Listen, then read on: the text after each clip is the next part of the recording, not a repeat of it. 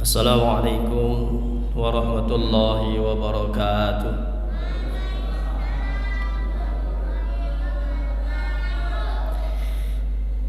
Alhamdulillahi rabbil alamin. Wassalatu wassalamu ala asrafil anbiya'il mursalin wa ala alihi wa sahbihi ajma'in. Asyhadu an la ilaha illallah wahdahu la syarika lah. Asyhadu anna Muhammadan 'abduhu wa rasuluhu la nabiyya ba'dah. Allahumma salli wa sallim ala nabiyyina Muhammadin sallallahu alaihi wasallam wa ala alihi wa sahbihi wa man tabi'ahum bi ihsanin ila yaumiddin. Amma ba'd. Ayyuhal hadirun wal hadirat, Bapak Ibu jamaah salat maghrib yang dimuliakan Allah. Alhamdulillah, kita bersyukur kepada Allah pada hari ini kita masih diberikan kesempatan oleh Allah Subhanahu wa taala melaksanakan kewajiban kita sebagai hamba Allah dengan salat maghrib kita berjamaah. Alhamdulillah. Dan insyaallah nanti kita lanjutkan dengan salat isya berjamaah. Tapi sebelum saya mulai, saya ingat ketika Nabi SAW selesai salat, lalu kemudian Nabi SAW berdiri dan menuju mimbar.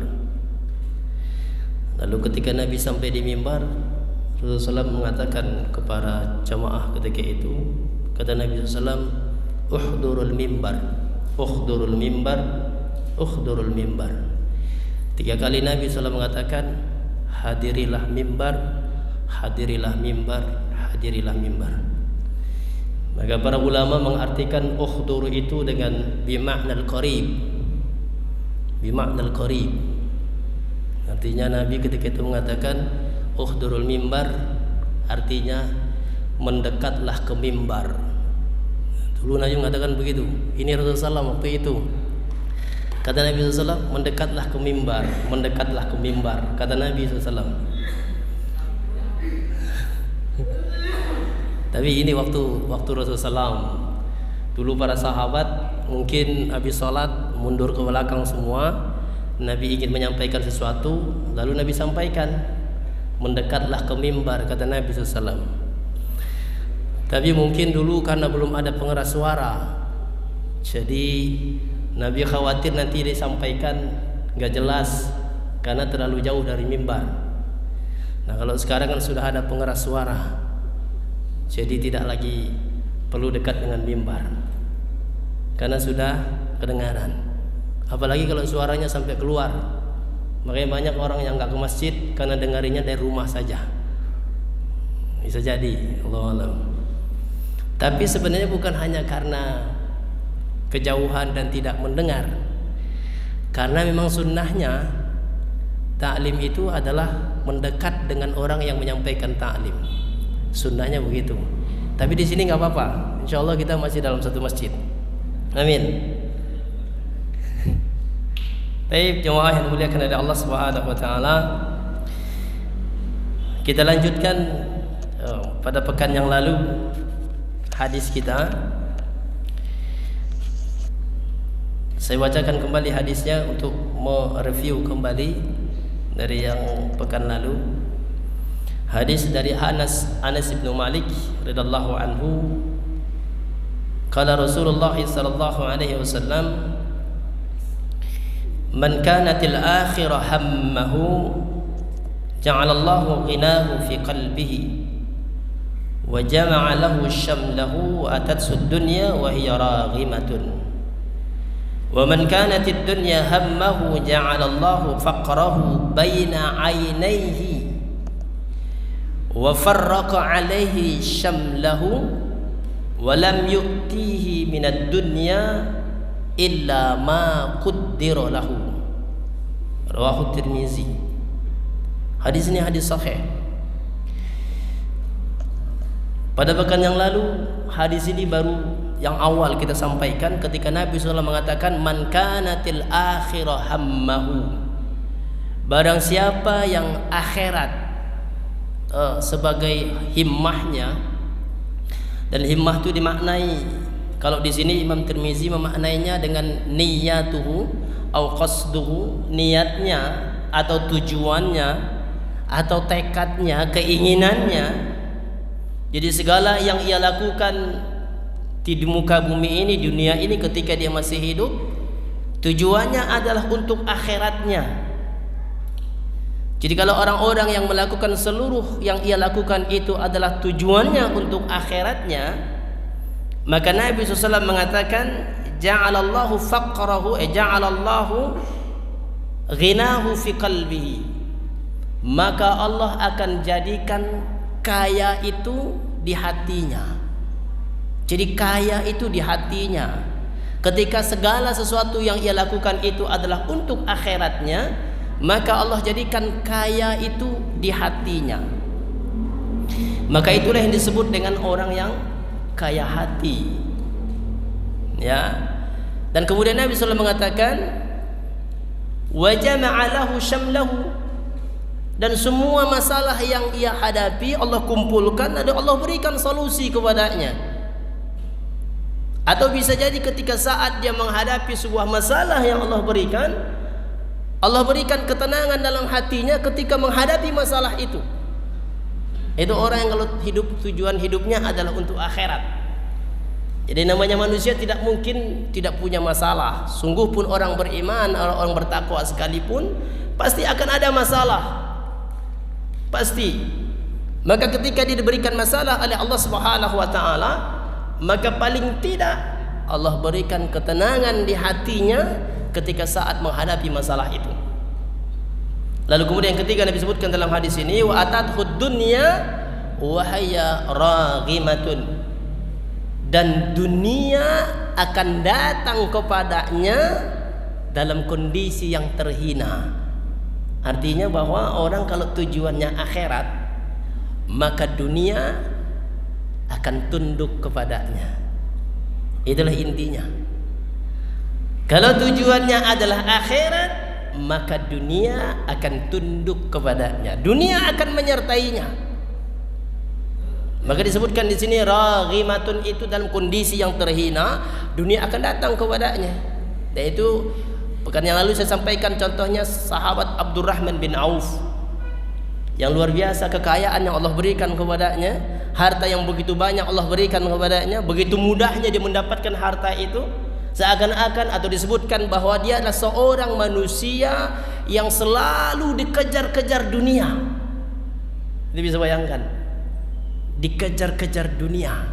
Bukan dia yang mengejar dunia, tapi dunia yang mengejar dia. Sampai disebutkan Abdurrahman bin Auf itu adalah orang yang mau miskin saja tidak bisa. Mau miskin nggak bisa. Bayangin, kan beda dengan kita. Kalau kita mau kaya nggak bisa, tapi kalau dia mau miskin nggak bisa. Luar biasa. Begitu mudahnya Allah memberikan rezeki itu. Kalau mungkin Allah Subhanahu wa taala tahu bahwa ini orang ada tujuannya akhirat, dan memang terbukti dalam kehidupan Abdurrahman bin Auf, begitu mudahnya dia memberikan hartanya di jalan Allah Subhanahu wa taala. Kalau dibutuhkan diberikan oleh dia. Harta itu dengan mudah dia berikan. Kenapa? Tujuannya adalah akhirat. Nah, sebaliknya hadis ini, dan ini yang kita bahas sekarang. Dan Nabi SAW mengatakan, man kanatid dunya hammahu, barang siapa orang dunia yang menjadi himmahnya, dunia menjadi tujuannya, dunia menjadi niatnya, dunia menjadi tekadnya, keinginannya, hanya sebatas dunia saja. Artinya apapun yang ia lakukan itu hanya sebatas dunia. Dia beramal, bahkan ada orang yang beramal untuk akhiratnya, atau amalan yang sifatnya adalah akhirat, sifatnya adalah ukhrawi, tapi amalan itu hanya sebatas dunia, nggak nyampe ke akhirat. Ini bahaya nih kalau yang kayak begini nih. Contoh apa? Dia melakukan ibadahnya kepada Allah, tapi hanya sebatas dunia, nggak sampai ibadah itu kepada Allah. Kenapa? Karena tujuannya melakukan ibadah itu hanya sebatas dunia. Apa contohnya? Orang yang ingin beribadah hanya karena ingin viral. Ada kira-kira atau tidak, Pak? Hah? Melakukan ibadahnya hanya karena ingin populer, hanya ingin dikenal orang, hanya ingin supaya semua orang tahu kalau ia melakukan itu. Ini ibadah yang dilakukan hanya sampai dunia, nggak sampai akhirat. Hati-hati, ya. Nah, ini kerjaannya iblis, kerjaannya setan, yang bagaimana menjerumuskan kita ibadah hanya sampai dunia, tidak sampai akhirat. Itu kerjaannya setan memang. Ya, makanya ada diskusi tentang setan yang lebih alim, lebih pintar, lebih Kalau dulu memang betul iblis itu penduduk surga. Iblis itu dulu surga. Makanya itulah kalimat Allah Subhanahu wa taala ketika akan menciptakan manusia. Apa kata Allah? Wa idz qala rabbuka lil malaikati isjudu wa idz qala rabbuka lil malaikati inni ja'ilun fil ardi khalifah. Lihat ayatnya. Ketika Allah Subhanahu wa taala menciptakan Nabi Adam alaihi salam, Allah katakan kepada seluruh malaikat, dan seakan-akan ketika itu malaikat sudah tahu apa yang akan terjadi ketika manusia diciptakan. Tapi di saat ketika Allah Subhanahu wa taala perintahkan kepada wa idz qala rabbuka lil malaikati isjudu li adam fasajadu illa iblis. Ketika Allah perintahkan kepada seluruh malaikat yang ada di surga, seluruh malaikat yang ada di surga diperintahkan oleh Allah supaya sujud kepada Nabi Adam alaihi salam. Dalam kalimat itu ada nggak perintahnya iblis untuk sujud kepada Adam? Ada nggak, Pak? Siapa yang diperintahkan oleh Allah sujud kepada Adam? Hah? Malaikat. Kalau iblisnya pinter kayak orang sekarang, dia bisa ngeles. Betul tidak, Pak? Pinter ngeles. Kalau iblisnya kayak orang sekarang, kayak manusia sekarang, iblisnya pinter ngeles dia. Contoh, kita ngadain RW 14, ada PRW di situ, ngadain acara di sebuah gedung, dan tamu-tamu ada di situ bukan warga RW 14. Masuk ke ruangan itu dan MC-nya ngomong kepada seluruh warga RW 14, mari kita berdiri, kita sambut kedatangan Pak RW kita. Semua berdiri, tapi ada beberapa orang di depan itu tidak mau berdiri, diduduk aja. Ketika ditanya kepadanya, kenapa nggak berdiri, Pak? Saya bukan RW 14. Saya warga, bukan RW, saya undangan. Jadi yang disuruh berdiri siapa? Warga RW 14. Jadi saya nggak berdiri. Nggak apa-apa dong. Betul tidak, Pak? Salah nggak dia? Salah nggak dia? Nggak salah. Jadi kalau iblis itu pinter ngelesnya seperti orang sekarang, dia akan katakan kepada Allah, ya Allah, yang disuruh sujud itu adalah malaikat. Saya enggak. Gimana kira-kira? Masuk akal atau tidak? Nah, ini kalau nggak jawab nih saya pulang nih. Biarin imam isyaknya ntar yang lain aja. Iya kan? Kalau dia pintar ngeles dia akan mengatakan, ya Allah, yang disuruh sujud sama malaikat. Saya nggak disuruh sujud. Kenapa saya harus dikutuk? Itu kalau iblisnya kayak orang sekarang, pinternya ngeles, gitu maksudnya. Ataukah orang sekarang yang ikutin iblis, atau iblisnya bukan kayak orang sekarang? Itu Allah alam bisawab. Karena sekarang ini orang pintar banget ngeles kalau dalam kebenaran, ya, dalam kesalahan. Tapi itu jawabannya nanti bukan urusan saya jawaban itu. Nanti dicarilah kepada ustadz tafsir kita di sini. Kenapa ketika itu malaikat yang disuruh sujud, iblis tidak disuruh sujud? Apa maknanya? Coba ditanya nanti ustadz kita yang ngajar tafsir di sini. Kalau saya nggak tahu tentang itu.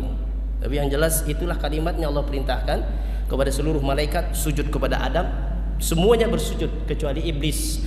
Karena bisa jadi iblis memang tidak disuruh untuk sujud. Allahu a'lam bishawab. Baik. Sampai di mana tadi?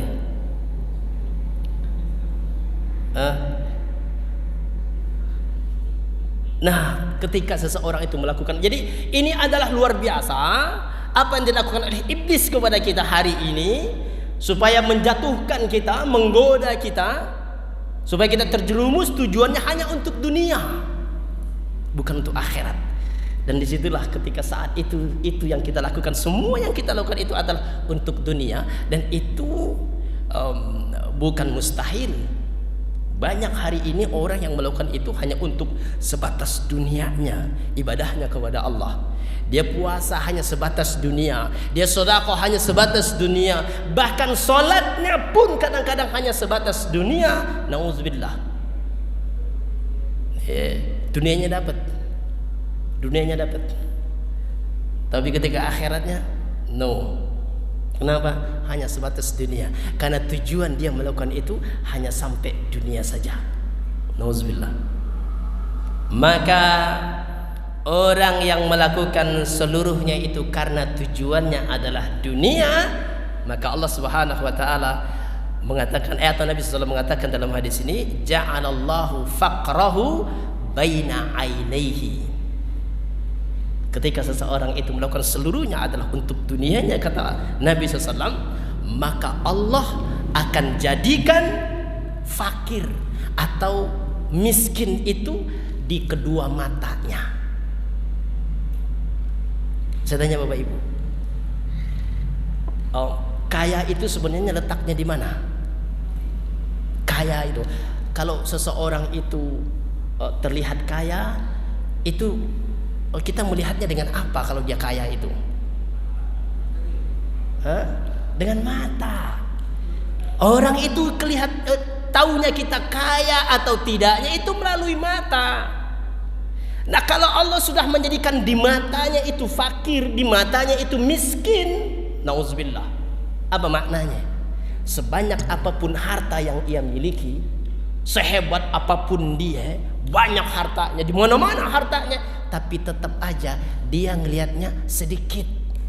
Dia selalu melihatnya masih miskin dirinya, pada hartanya di mana-mana. Kenapa? Karena tujuan hidupnya adalah dunia, dan Allah jadikan di matanya itu fakir itu di matanya.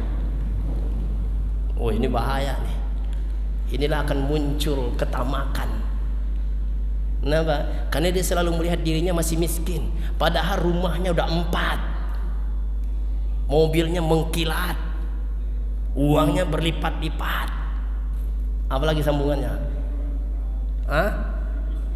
Istrinya 4. Ya bisa juga sih, tapi kan itu ibadah juga. Tapi walaupun harta yang luar biasa dia miliki, karena tujuan hidupnya adalah untuk dunia, Allah jadikan di matanya itu kefakiran, di matanya miskin. Dia selalu melihat dirinya tetap miskin, tetap fakir. Ini bahayanya. Apa indikasinya orang yang seperti ini? Kalau sudah ada di matanya diberikan oleh Allah kefakiran, kemiskinan itu, maka kecintaan terhadap dunia itu akan muncul. Segala sesuatu dia akan ukur dengan dunianya, kecintaannya terhadap dunia. Maka orang-orang yang kecintaannya terhadap dunia itu muncul di hatinya, di matanya kefakiran, di hatinya muncul kecintaan kepada dunia. Maka disebutkan oleh beliau dalam sini ada indikasinya orang-orang kayak begini. Pertama, orang-orang yang seperti ini akan menjadi orang-orang yang ghaflah atau kusala fil ibadah. Mereka akan menjadi orang yang lalai dan akan bermalas-malasan ketika saat beribadah kepada Allah. Kenapa? Karena tujuannya melakukan ibadah itu hanya karena dunianya. Jadi kalau sesuatu itu menguntungkan untuk dunianya, baru dia. Sehingga orang-orang yang kayak begini ini melakukan ibadahnya kepada Allah hanya di sisa waktu-waktu dunianya yang nggak kepake, baru dia gunakan untuk ibadahnya kepada Allah. Kira-kira ada nggak Pak orang kayak begitu? Salat yang ia lakukan di sisa waktunya. Tilawah Quran kalau ada waktu baru dia tilawah, kalau nggak tilawah. Ada atau tidak kira-kira? Ada kan? Mana orangnya? Oh, ada di sini. Ini hati-hati nih. Kusala. Ini sama dengan orang munafik. Ketika Allah Subhanahu wa taala mengatakan orang-orang munafik itu, kata Allah, wa idza qamu ila shalah qamu kusala. Sungguhnya orang-orang munafik itu ketika saat mereka mendirikan salat, maka mereka malas-malasan dalam salatnya. Jadi malas-malasan ini bisa diartikan terhadap waktu salatnya. Malas melakukan waktu, artinya salatnya itu tidak ada uzur, nggak ada apa, salatnya suka ditunda. Malas-malasan. Bahkan ada yang mengatakan malas-malasan dalam melakukan salatnya saja pun kelihatan malasnya. Apa contohnya kira-kira kalau kelihatan malas? Tumak ninahnya nggak ada, pengennya cepat selesai. Imam belum ruku, dia udah ruku duluan. Hati-hati nih Pak. Saya sering jadi makmum dan saya sering perhatikan juga di antara kita. Imam belum bergerak untuk ruku, dia sudah menundukkan badannya. Nunggu imam ruku tuh dia udah begini aja dia nih. Ya, pelan-pelan. Begitu imam ruku langsung ruku. Nggak boleh, tidak boleh melakukan pergerakan mendahului imam sebelum imam melakukan. Begitu ayat dibaca, dia tahu akhir dari ayat itu apa, umpamanya tadi lakum dinukum waliyadin, imam belum ruku tangannya udah turun duluan. Ada atau tidak? Hah? Hati-hati, kenapa nggak nunggu imam? Nunggu aja imam Allahu Akbar, nggak usah turun dulu tangan kita, santai aja, nggak bakal kabur imamnya juga. Betul nggak Pak? Ini sesuatu yang sepele sebenarnya, tapi hati-hati, jangan sampai kita termasuk golongan orang-orang yang mendahului imam. Apa hukuman bagi orang-orang yang mendahului imam? Nanti kepalanya di akhirat diganti oleh Allah dengan kepala keledai. Jadi kalau nanti di akhirat Bapak lihat orang kepalanya keledai, bilang aja sama dia, suka mendahului imam ya, gitu. Iya, hati-hati. Saya sering mengatakan hati-hati. Ini sholat kita ini bukan main-main. Sholat ini untuk menghadap Allah, nggak boleh kita sembarangan. Bahkan saya juga ingin mengatakan, kalau sudah tidak ada kondisi darurat Pak, saya katakan, mohon maaf kalau sedikit ini saya mengucapkan. Kalau tidak ada kondisi darurat dan kita sudah merasa tidak ada apa-apa, makruh hukumnya ketika salat menutup mulut. Kecuali kalau kita lagi sakit. Ini saya sampaikan bukan karena ada apa-apa, tetapi ini adalah hadis Nabi SAW. Ini namanya talassum namanya. Talassum. Kalau memang tidak ada lagi kondisi yang darurat, tapi sekarang masih ada katanya kan. Virusnya masih ada katanya. Ya kalau masih kita mengkhawatirkan itu silakan, tapi kalau tidak ada kekhawatiran itu jatuhnya hukumnya makruh ketika kita melakukan salat. Ya masih menutup mulut kita. Tapi kalau masih ada kekhawatiran kita nggak masalah, karena kondisinya darurat. Banyak hal-hal yang makruh ketika kita saat melakukan salat berjamaah ini, hati-hati kita, hati-hati. Apakah salatnya batal? Tidak, salatnya nggak batal, salatnya sah, tetapi melakukan kemakruhan dalam salatnya. Kalau sholatnya sih nggak batal, sholatnya sah, secara hukum sah sholatnya. Tapi hati-hati dengan hal-hal yang makruh yang kita lakukan dalam sholat. Ya, termasuk saya lupa. Waktu itu saya ingin sampaikan beberapa hal-hal yang makruh ketika saat kita sholat berjamaah. Termasuk merapatkan saf, meluruskan saf itu penting dalam sholat berjamaah. Jadi kita kembali kepada sini bahwa indikasinya bahwa orang-orang yang kecintaannya terhadap dunia itu adalah mereka lalai terhadap ibadahnya, ibadahnya dan kusala, malas-malasan dalam melakukan ibadahnya kepada Allah. Kalau nggak ada keuntungan dunianya, dia malas untuk melakukan. Jadi kalau ada perasaan malas di hati kita saat beribadah, hati-hati ini. Ada indikasinya kita kebawa terhadap cinta dunia. Dunia ini nggak bakal lama, sebentar doang. Itu pertama. Kedua, ada indikasinya orang terhadap cinta pada dunia itu apa? Tamak atau rakus.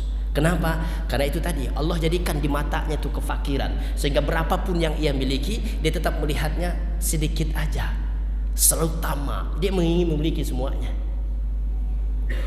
Dikasih, kalau istilah pepatah, dikasih hati minta apa Pak? Minta jantung kan? Kalau dikasih jantung minta apa lagi?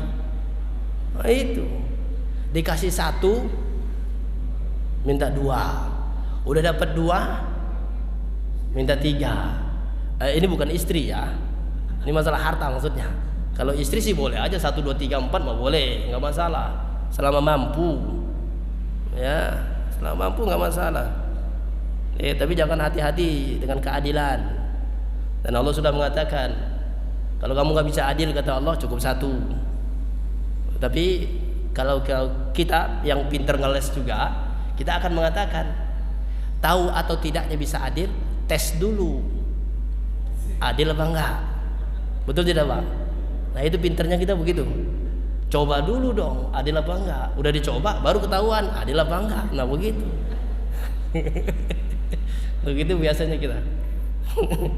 Ya, itu bukan buat dicoba-coba.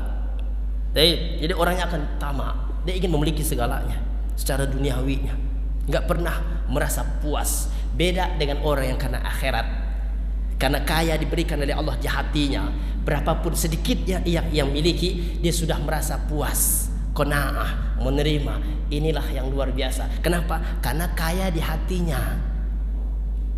Beda kalau orang kaya miskin di matanya. Ketiga, ini orang kalau udah tamak terhadap dunia, maka dia akan menjadi bakhil, pelit harta yang ia miliki. Sampai kalau kurban pun nyarinya yang paling murah. Ada begitu Pak? Nah, saya ingin katakan kepada kita, kurban prinsipnya bukan nyari yang murah, tapi nyari yang sehat, gemuk. Itu yang harus menjadi apa? Dasar kita itu harus menjadi itu. Bukan murah atau mahalnya. Ngapain kurus mahal dibanding yang gemuk, sehat tapi murah? Itu lebih bagus. Betul nggak Pak? Ini saya serius ini. Jadi patokannya itu bukan karena mahal dan murahnya, bukan. Hewannya. Ini hewannya gemuk, sehat. Nah ini mahal Ustaz. Itu yang luar biasa. Saya ada ungkapan luar biasa di sebuah iklan. Kata iklan itu, ketika saat musim cincin cincin aki gitu, semua kalian berbondong-bondong walaupun mahal dibeli. Musim sepeda, semua beli sepeda berbondong-bondong, beli sepeda. Musim burung, beli berbondong-bondong burung walaupun mahal harganya. Begitu musim kurban, pada diem, nggak ada.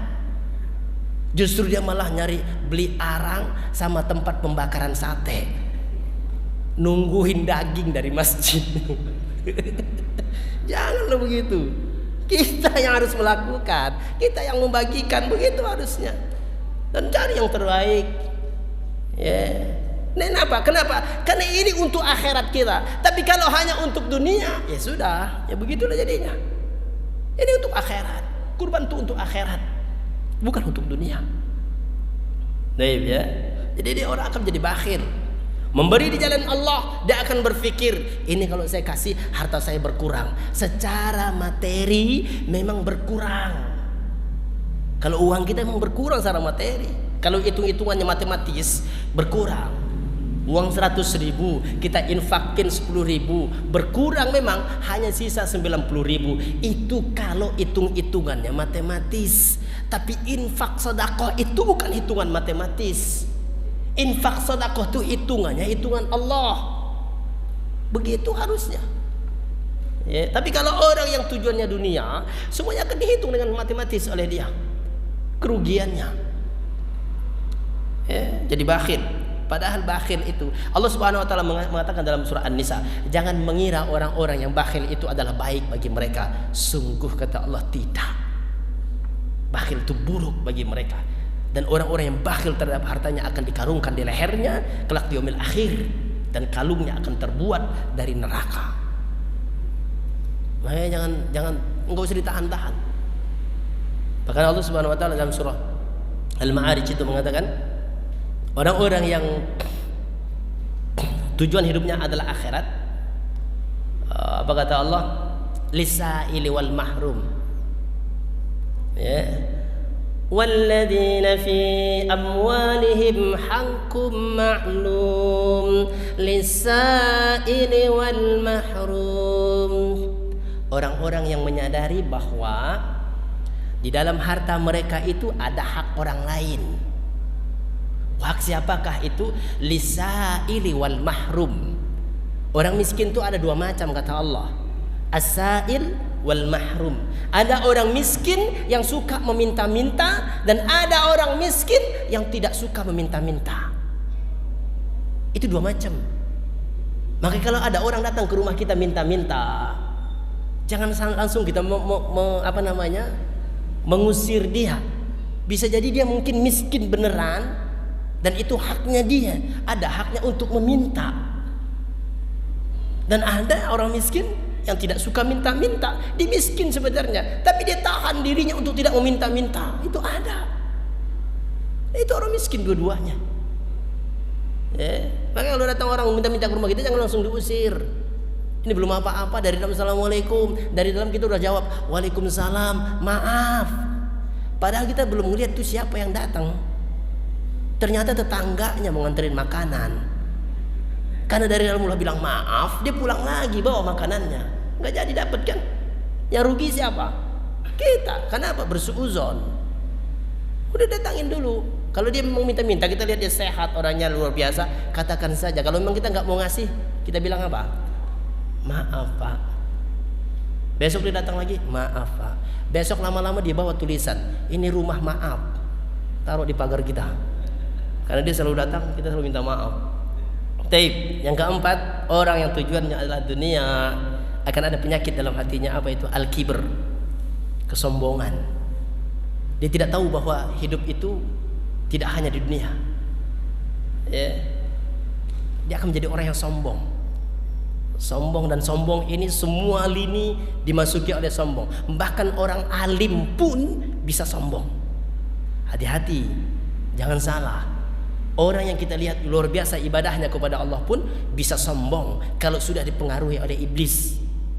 Apalagi orang berilmu, sombong dengan ilmunya, merasa lebih hebat dia dibanding orang lain karena ilmu yang ia miliki. Merasa lebih alim, merasa lebih ibadahnya lebih banyak daripada orang lain. Itu syaitan akan masuk. Dan syaitan itu memang pintar,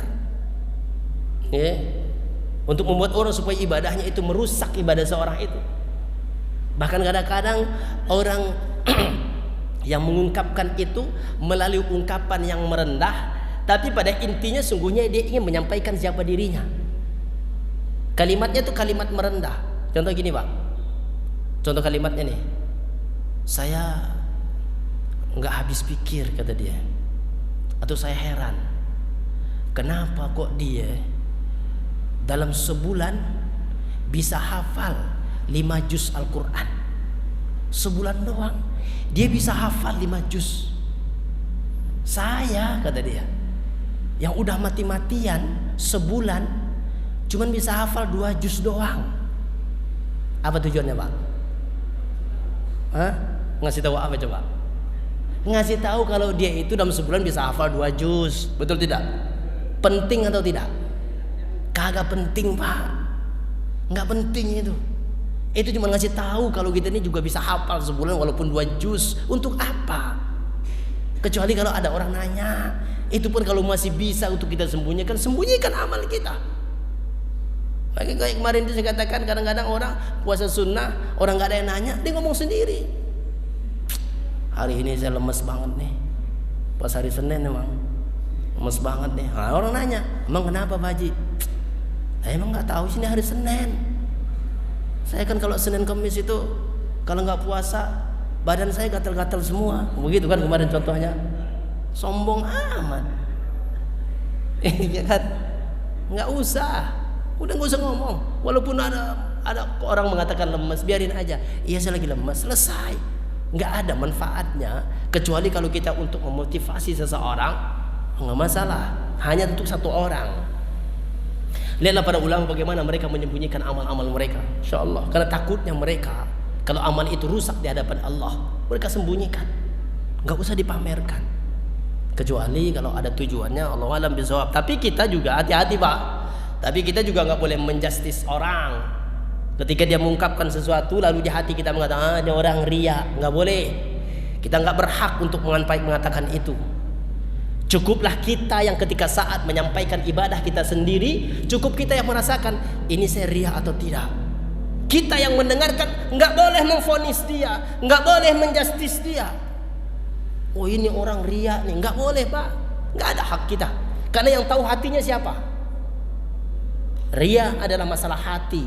Yang tahu hatinya dia dan Allah. Kita nggak bisa menilai hati seseorang. Itulah sebabnya ketika Nabi SAW ketika siapa yang membunuh yang sudah mengucapkan kalimat la ilaha illallah, ketika saat perang sudah terpojok dia nggak bisa apa-apa, lalu dia ucapkan kalimat la ilaha illallah, tapi Abu Umamah itu siapa itu tetap dibunuh sama dia. Disampaikan kepada Nabi SAW, waktu itu hadis itu sudah dibacakan, sampaikan kepada Nabi bahwa Abu Umamah sudah membunuh orang yang sudah mengucapkan kalimat la ilaha illallah. Sampaikan, dipanggil oleh Nabi, kenapa engkau bunuh dia? Dia kan sudah mengucapkan kalimat la ilaha illallah. Apa kata dia? Ya Rasulullah, itu hanya siasatnya. Karena dia takut dibunuh, maka dia ucapkan la ilaha illallah. Apa kata Nabi? Apakah engkau sudah membelah dadanya? Engkau lihat isi hatinya, bahwa itu hanya siasat saja? Udah belum kata Nabi? Kalau belum kata Nabi, enggak boleh engkau menjustis seperti itu. Karena yang tahu hatinya dia dan Allah. Enggak bisa kita menilai seorang seperti itu, kata Nabi SAW. Nah oleh karena itu kita juga nggak boleh menjudge orang. Oh ini nggak boleh, karena yang tahu adalah dia dengan Allah.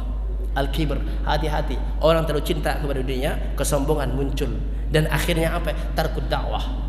Dia akan meninggalkan dakwah di jalan Allah. Kenapa? Karena begitu sebesarnya cintanya kepada dunia, dakwah ditinggalkan. Jihad pun dia akan nggak mau. Kenapa? Akan meninggalkan dunianya. Kalau saya mati ntar gimana? Harta saya banyak, tinggal semua. Istri saya juga tinggal, anak saya semua tinggal. Kalau saya mati, enggak deh, saya enggak ikut. Kenapa? Terlalu cinta kepada dunia. Bahkan bisnisnya pun dia nggak mau tinggalkan.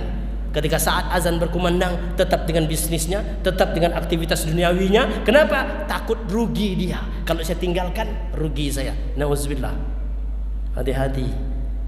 Ya, ini orang yang ada indikasi hatinya sudah dipengaruhi cinta dunia. Makanya Nabi SAW mengatakan dalam sebuah hadis, sayati zamanun ala ummati, akan datang zaman kepada umatku ini, kata Nabi SAW, mereka itu seperti hidangan di atas meja, yang semua orang akan memperebutkan hidangan itu. Sekeliling meja akan memperebutkan mereka hidangan itu. Dan hidangan itu, kata Nabi, adalah umatku seperti di atas meja. Semua orang berebut dengan itu.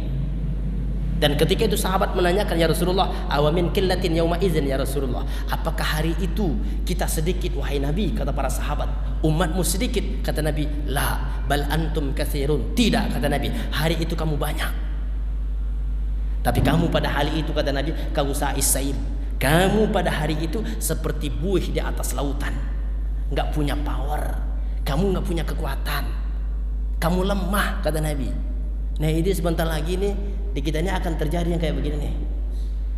Tahun 2024 kan ada pemilu, betul nggak Pak? Semua orang akan mendekati kita. Masjid akan bisa didatangi terus oleh mereka yang ingin dicalonkan, betul tidak? Untuk apa coba? Mendekati kita. Kenapa? Karena kita mayoritas, umat Islam mayoritas, betul? Akan didekati semuanya. Dekati kita, karena kita mayoritas. Jadi diperebutkan kita akan diperebutkan oleh orang-orang. Ya, sampai tercapai keinginannya. Apakah sedikit ketika enggak, kata Nabi, kalian banyak, tapi kalian enggak punya power, enggak punya kekuatan, seperti buih di atas lautan. Kenapa bisa seperti itu? Nabi mengatakan, pada saat itu kalian dijangkiti sebuah penyakit yang sangat berbahaya. Dan penyakit ini lebih bahaya daripada penyakit fisik. Kalau penyakit fisik itu menimpa seseorang, dia hanya akan mematikan orang itu. Tapi kalau penyakit ini menimpa kepada orang, dia tidak hanya membunuh orang itu, tapi semua orang bisa mati olehnya. Apa penyakit itu? Wahan. Kata Nabi, wahan. Mal wahan ya Rasulullah, kata sahabat. Apa wahan itu ya Rasulullah? Nabi menjawab, hubbud dunya wa karahiyatul maut. Terlalu cinta kalian kepada dunia dan akhirnya kalian takut mati. Dan inilah virus yang paling bahaya sebenarnya. Orang kalau sudah cinta, terlalu cinta kepada dunia, akan menghalalkan segala cara untuk mendapatkan dunia. Itu orang tuh. Itulah sebabnya Nabi SAW mengatakan ini penyakit yang paling berbahaya. Dia akan korbankan orang siapapun asalkan mendapat dunianya dia. Mau halal, mau haram, dia akan lakukan. Dikorbankan orang lain untuk mendapatkan dunianya. Nauzubillah. Baik, jamaah yang dimuliakan oleh Allah Subhanahu wa taala. Itu yang pertama. Hadis ini menyebutkan orang kalau tujuannya adalah dunia, maka Allah jadikan miskin di matanya. Yang kedua, semua masalahnya dicerai-beraikan oleh Allah. Bercerai-beraikan itu apa maksudnya? Masalah bermunculan kepadanya dan gak ada solusinya. Ini datang belum selesai, datang lagi masalah lagi, datang lagi masalah lagi, dan gak ada solusinya. Akhirnya apa? Membuat jiwanya gak tenang. Kenapa? Karena tujuannya hanya dunia.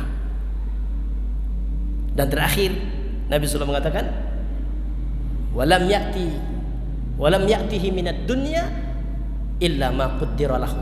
Dan dunia tidak akan diberikan kepadanya kecuali sesuai dengan apa yang telah Allah janjikan atau tentukan padanya. Itulah bahayanya kalau orang tujuannya adalah dunia. Allahu a'lam bishawab. Ada yang mau bertanya? Tafadhal. Ya Haji.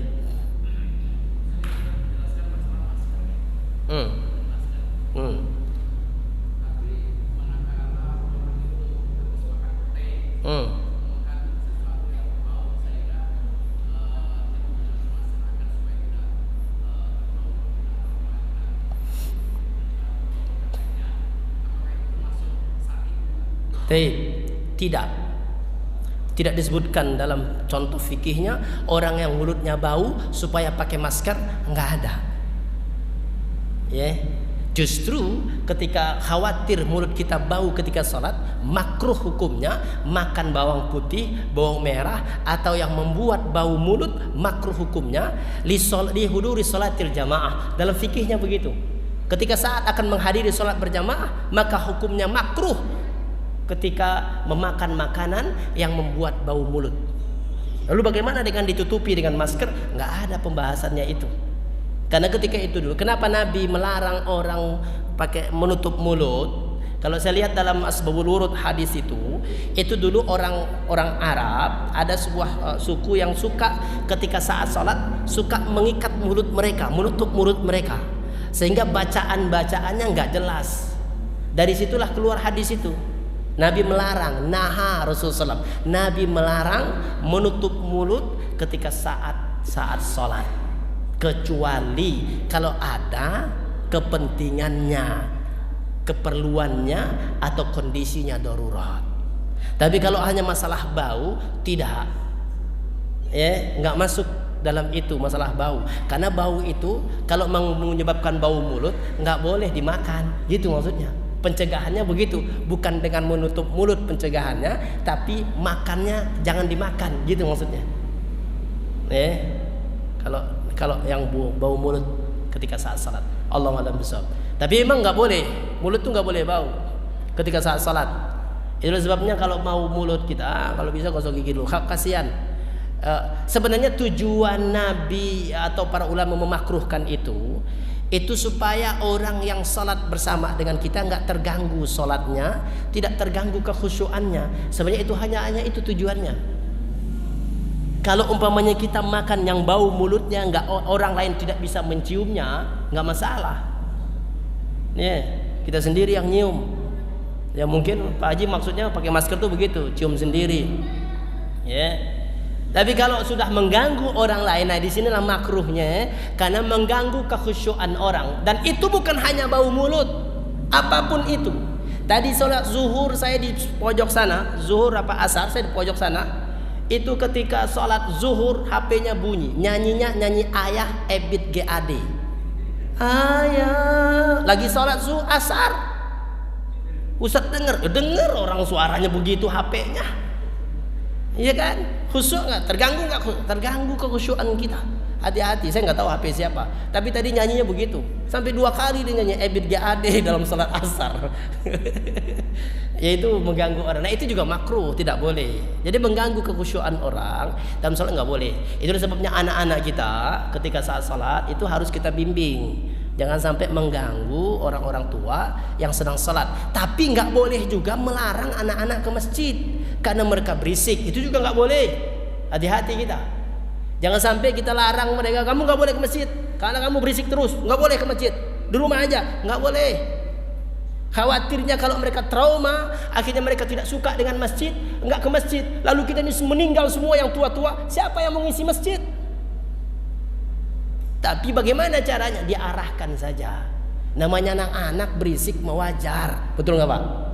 Tapi kalau bawa bapak yang lagi sholat lari-lari ke sono teriak-teriak, nah itu baru kurang ajar, betul nggak Pak? Iya, orang-orang tua lagi sholat lari-lari teriak-teriak, nah itu nggak beres tuh. Kalau anak-anak begitu wajar, tapi wajar itu maksudnya kita juga harus memberitahu kepada mereka, bimbinglah mereka. Bagi kita yang bawa, ajak mereka. Kalau perlu dekat kita sholatnya. Kalau dia melari, pegang. Itu kan bagian dari fikihnya juga kalau bawa anak.